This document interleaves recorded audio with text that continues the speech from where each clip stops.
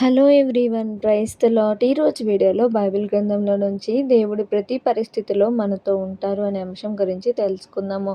ప్రతి సమయములలో దేవుడు మనతో ఉంటారు. మనము ఎడారి వంటి పరిస్థితుల్లోనూ వెళ్ళినప్పటికీ కూడా దేవుడు ఆ సమయంలో కూడా మనకి తోడుండి నడిపించే దేవుడని మనం తెలుసుకొని అన్ని విషయములలో దేవుని మీద ఆధారపడటానికి దేవుడు మనకు సహాయం చేయాలని ఎల్లప్పుడూ ప్రార్థించుకోవాలి.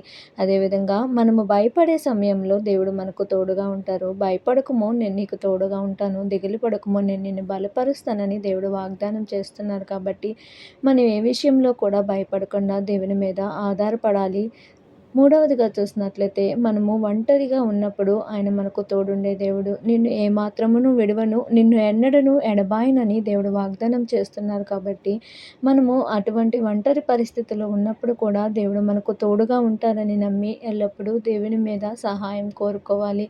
శోధనలలో దేవుడు మనకు తోడుండే దేవుడు.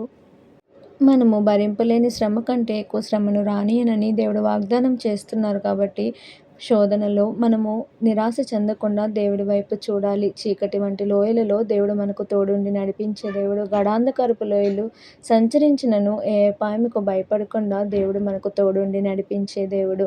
కష్టకాలంలో దేవుడు మనకు ఆశ్రయంగా ఉంటారని నమ్మి ఆపత్కాలంలో దేవుడు నమ్ముకొన తగిన సహాయకుడిగా గుర్తించి ఆయన మీద ఆధారపడాలి. ప్రతిరోజు దేవుని సన్నిధి మనకు తోడుగా ఉంటుందని నమ్మి ఎల్లప్పుడూ దేవుని సహాయమును కోరేవారిగా ఉండాలి.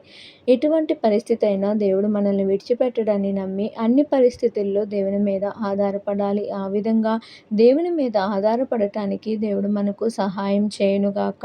ఆమేన్. Thank you for watching. Follow this channel for more videos.